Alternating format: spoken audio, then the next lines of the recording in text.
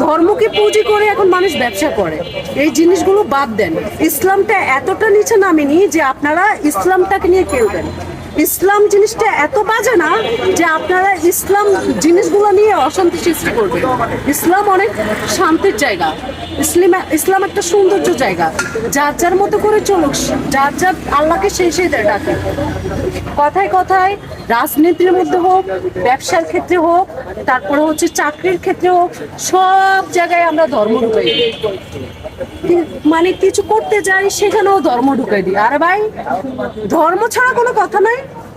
Normal থাকেন না, normal কথা বলেন। মানে সাইকো নাকি আপনারা? বুঝলাম না। কথায় কথায় ধর্ম ঢুকাই দেয়। মানে ধর্ম, যারা ধর্ম দিয়ে কথা বলে তারা কি বুঝাতে চায়? যে তারা অতি ধর্মভীরু, তারা ফেরেশতা, আল্লাহর ওলি, আল্লাহর চেয়েও বড় কিছু। এই হলো আমাদের বাঙালি জাতের এই attitude।